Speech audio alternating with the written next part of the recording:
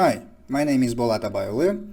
You are on Standardization World channel, and today we are going to talk about the conformity assessment.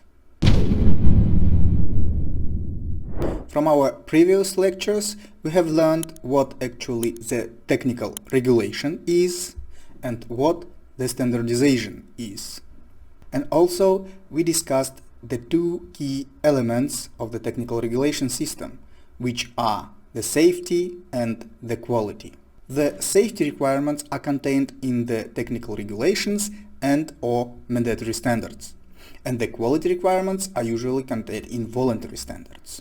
So, underlining the information that we have, the technical regulations apply only to the products and contain the product safety requirements. Standards contain more specific product safety requirements and also contains the quality requirements for products, processes and services. And here appears the question: there are documents containing safety and quality requirements. Entrepreneurs, large, medium-sized and small ones, are obliged to ensure that their products comply with the requirements of the technical regulations, and in view of market relations and the desire to outperform their competitors, must ensure that products, processes and services comply with the quality standards. How can we check whether the product meets the requirements of technical regulations and/or standards? And to answer this question, we have to learn more about the conformity assessment term. So we can say that conformity assessment is a proof of fulfillment of specified requirements for the products, processes, services, management systems, personnel, and so on. In other words, conformity assessment could be a process during which the compliance of products with the requirements of any documents, which are the technical regulations, standards, any technical specifications, and so on, is checked or evaluated. The conformity assessment is carried out by the special conformity assessment bodies, or how some people used to call them, the certification bodies. But actually, the certification body, it is technically not entirely correct to call them the certification bodies. So it is right to call them the conformity assessment bodies, as well as the testing laboratories. International practice shows us that conformity assessment bodies and the testing labs could be in the private or in public form. However, the balance is still outweighed by the private sector. Most of the conformity assessment bodies, especially in developed countries, are private, with the exception of perhaps countries with a strict legal order, for example China. So how does the conformity assessment work? If we are talking about the products, in this case the testing labs tests the products for compliance with the requirements of the technical regulation or standard or any other document, and prepares a test report that indicates in fact the quantitative values of the safety and quality indicators.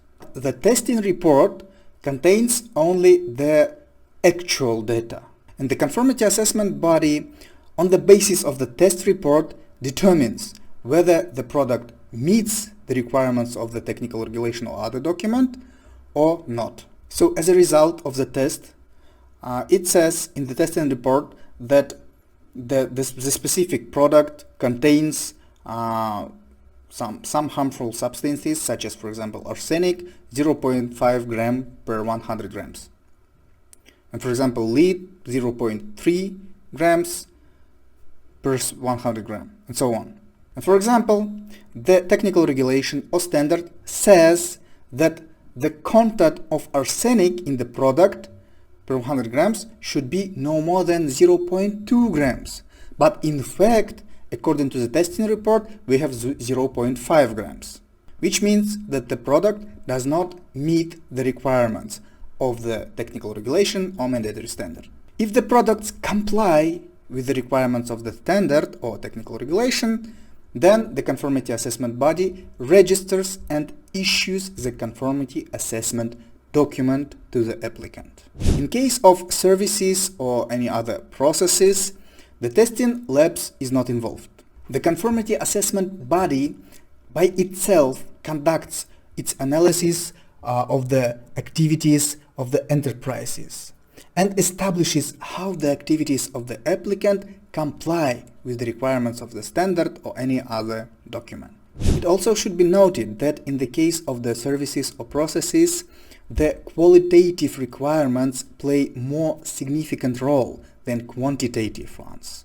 For example, in product, the conformity assessment body checks the quantitative content of any harmful substances in the product. The service actually determines the presence of any appropriate elements that increase the consumer comfort. For example, if the fitness center is being certified, so in this case the indicators like availability of any amenities necessary for the consumers will be mainly checked. For example, is there any water dispensers, any additional towels or something like this will be determined. But sometimes actually there are some qualitative requirements according to the services. For example, how many training tools has a fitness center? If the enterprise meets all the requirements established in a standard or any other document, the conformity assessment body issues the certificate of conformity to the applier, and that certificate confirms that the enterprise operates at the highest level and provides sufficiently high quality services. In some countries, the conformity assessment divides on two types. So the first type is the testing of the product, and the second one is what we call a confirmation of compliance, or maybe conformity of compliance. But actually in most countries there is no such term that called confirmation of compliance.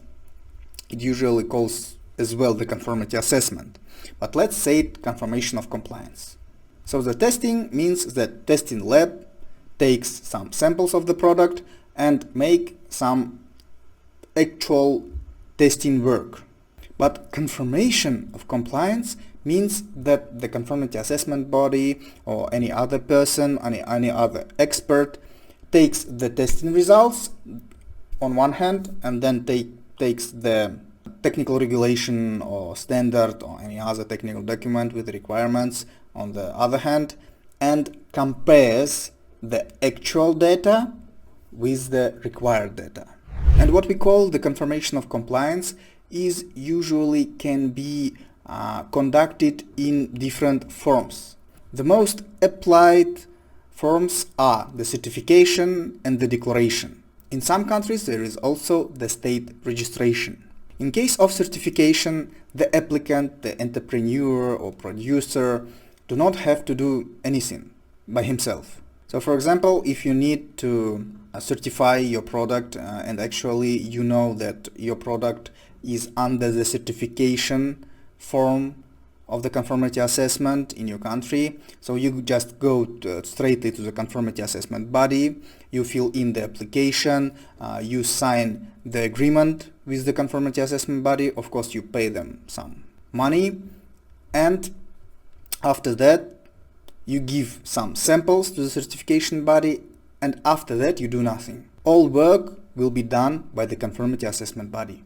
The conformity assessment body will go with your samples of your product, will go to the testing labs. Some conformity assessment bodies have their own testing labs, some of them do not, so they go to another testing lab. They have the agreements between the conformity assessment bodies and the testing labs and make the tests. So it tests the product. After that, the expert from the conformity assessment body takes the testing report, takes the required document, the technical regulation, mandatory standard or any other document, and compare the results of the tests with the required indicators or requirements. In case of declaration, the applicant, the entrepreneur or producer should do everything by himself. So if you would like to declare your products, if you have the testing lab, you just make the tests in your own testing lab. It should be usually, of course, accredited. If not, you have to find any other testing lab which is able to make the tests for your product and get from them the testing report. And then you, as an entrepreneur, you have to make your own comparison analysis. So you take on one hand the testing report, on the second hand the technical regulation or mandatory standard or any other standards or any other documents, and you compare the testing results with the required indicators. So if in the certification process everything is conducted by the conformity assessment body, in the case of declaration, everything usually conducted by the applicant by himself.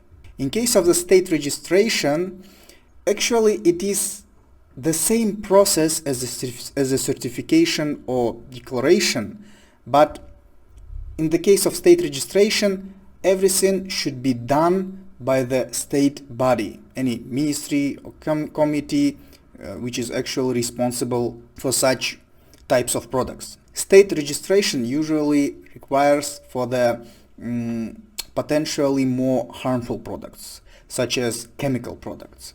In most countries, usually the chemical products should be conformed in the form of state registration. In this case, the same steps should be conducted by the specific state body, which is responsible for this sector. I mean, chemical sector. And the conformity assessment, of course, could be mandatory and voluntary. If there is any technical regulation or mandatory standard for a product, so there would be the mandatory conformity assessment process, the mandatory certification or mandatory declaration or maybe mandatory state registration. If there is no any technical regulations or mandatory standards for a product, in this case the entrepreneur or the producer can conduct the voluntary conformity assessment for his product. The conformity assessment of the services or the processes in the most countries is voluntary. I hope you've enjoyed this video. I hope you have found any useful information for yourself. Subscribe and follow my channel if you would like to know anything else about the standardization, conformity assessment and technical regulation in general.